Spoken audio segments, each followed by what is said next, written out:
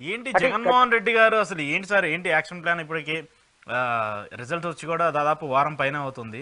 కార్యకర్తలు అలాగే లీడర్లు, ఓడిపోయిన లీడర్లు అందరూ వెళ్ళి కలుస్తున్నారు. కార్యకర్తల పైన బయట చూస్తేనేమో దాడులు జరుగుతున్నాయి. బయటికి రావాలి, జగన్ సపోర్ట్ చేయాలని చెప్పేసి వాళ్ళు కోరుతూ ఉన్నారు. జగన్మోహన్ రెడ్డి గారు మాత్రం ఇంకా సైలెంట్గా ఉన్నారు. ఈ కోలుకోవడానికి ఇంకా టైం పడుతుందా, లేదంటే ఏమన్నా యాక్షన్ ప్లాన్ ఏమన్నా రెడీ చేస్తున్నారా? నెక్స్ట్ స్టెప్ ఏం చేయాలని?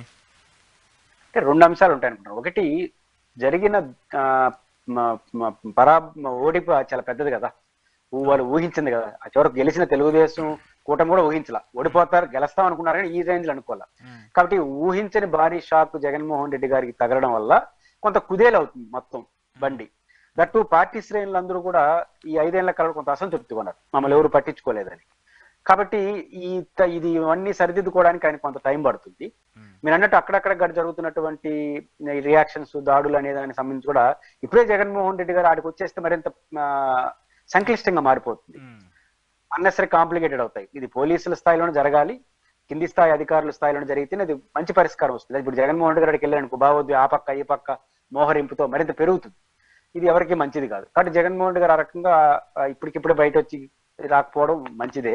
అయితే ఆయన బయట వచ్చి సీరియస్ రాజకీయాలు చేయడానికి అధికార పార్టీ నుంచి పరిపాలన, దాని వ్యవహార శైలిని బట్టి కూడా ఆయన ఉంటుంది.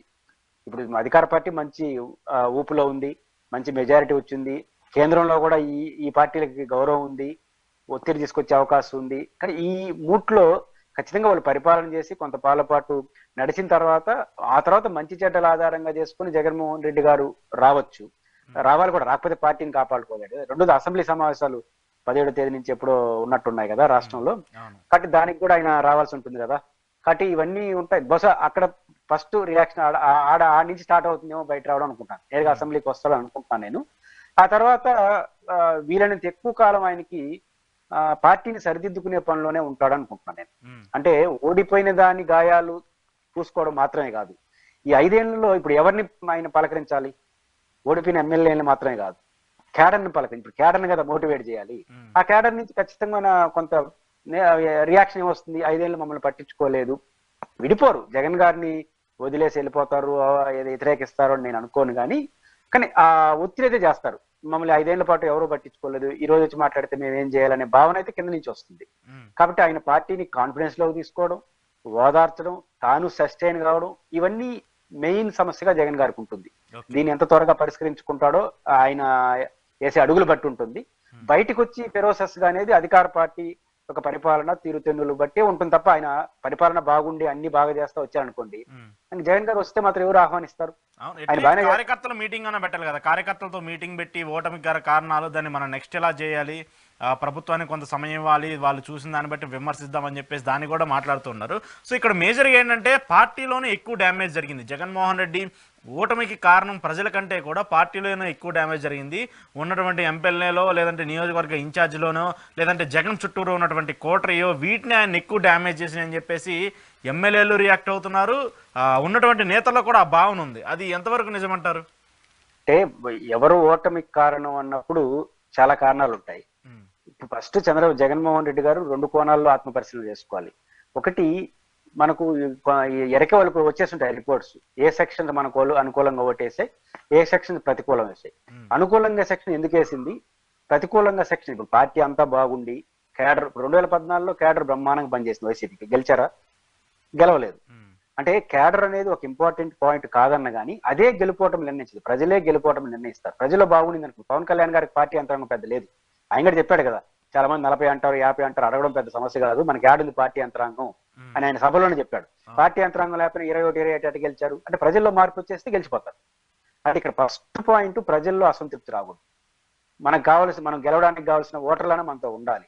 కాబట్టి అక్కడ ఎక్కడ చెదిరింది, ఏ ఓటర్లు మనకి వేయకపోవడానికి ఏమి కారణమై ఉంటాయి, ఏ ఓటర్లు మనకి వేస్తే ఏ కారణం పనిచేసింది, ఇది ఫస్ట్ రియలిస్టిక్ గా ఉండాలి. ఇది ఫస్ట్ రివ్యూ చేయాలి.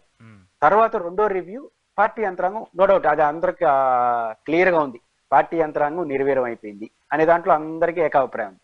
ఆ నిర్వీర్యం అయిపోవడానికి అధ్యక్షుడిగా ఆయన ఎంత కారణం, చుట్టూ ఉన్నటువంటి యంత్రాంగం ఎంత కారణం, ఎమ్మెల్యేలు ఎంత కారణం అనేది రెండో స్టడీ. ఇది కూడా కరెక్ట్ గా రివ్యూ జరగాలి. ఇది కూడా కరెక్ట్ గా జగన్మోహన్ రెడ్డి గారు కలవకపోయినా అనేసి ఒక కారణమో, లేకపోతే ఎమ్మెల్యేలు ఏదో ఒక కారణం మీద నెట్టేస్తే మరో తప్పు అవుతుంది. కాబట్టి ఇప్పుడు మామూలుగా మంచి వైద్యం అందించాలంటే ఫస్ట్ మంచి పరీక్షలు జరగాలి. నీకు లాబొరేటరీలో మంచి టెస్ట్ కానీ చేసేసి రక్త పరీక్షలు కరెక్ట్ అడ్వైజ్ చేసేవచ్చు. రక్త పరీక్షలో తప్పు వచ్చేసింది అనుకో మంచి అద్భుత డాక్టర్ ఏం చేయలేడు. కాబట్టి ఇప్పుడు పరీక్ష బాగా జరగాలి, టెస్టులు బాగా జరగాలి. వైసీపీలో ఓటర్లు పాజిటివ్ నెగిటివ్ ఓటర్లు ఎందుకు వచ్చిందో పరీక్ష చేసుకోవాలి, కరెక్ట్ అంచనాకు రావాలి. పార్టీ యంత్రాంగం నిర్వీర్యం అయిందనేది ఒక వాస్తవం. దానికి కారకం ఎవరు? అధ్యక్షులుగా ఆయన, చుట్టూ ఉన్న వ్యవస్థ, పార్టీ హెడ్ క్వార్టరా, ఎమ్మెల్యేల వ్యవహార తైల, ఈ మూడిటి పైన ఎవరు ఎంత మోతాదులో ఉన్నారని ఐడెంటిఫికేషన్, ఈ రెండు కొంత టైం తీసుకుని ఆయన సరిదిద్ది మళ్ళీ కిందకి వెళ్ళాలి.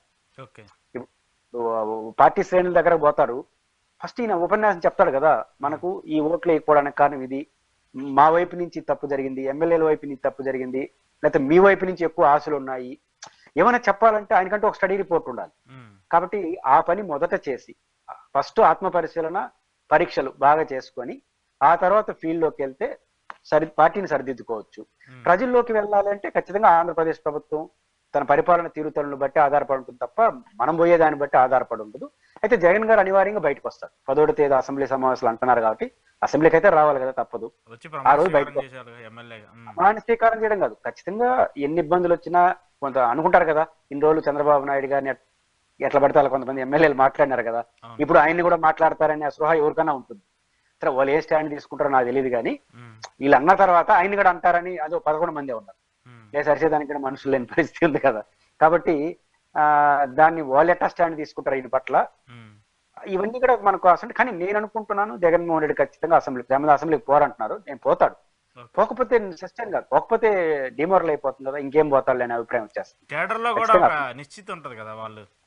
ఖచ్చితంగా ఆయన పోవాలి, కొన్ని విమర్శలు వస్తే ఎదుర్కోవాలి, అప్పుడే రాడ్డు తేలుతారు. ఖచ్చితంగా ఆయన అసెంబ్లీకి పోతాడని నేను అనుకుంటున్నాను. బహుశా ఇప్పుడు పవన్ కళ్యాణ్ గారు స్టైల్ చూస్తా ఉన్నప్పుడు అసెంబ్లీలో గతంలో వాళ్ళు వ్యవహరించిన తీరు కాకుండా వీళ్ళు భిన్నంగా వ్యవహరించి, అది కూడా పెద్ద ఒత్తిడి. ఇప్పుడు గతంలో ఒరే పోరే అన్నారనుకో, ఈరు అన్నారనుకో పెద్ద ఇబ్బంది ఉండదు.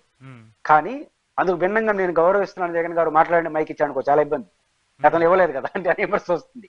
కాబట్టి ఏ మెథడ్ని తెలుగుదేశం కూటమి ఎట్లా జగన్మోహన్ రెడ్డి గారి పట్ల ఎదుర్కొంటుంది, ఈయన దానికి ఎట్లా రియాక్ట్ అవుతాడనే దాన్ని బట్టి ఆధారపడి ఉంటుంది. అసెంబ్లీకి అయితే పోతాడని నేను అనుకుంటున్నాను.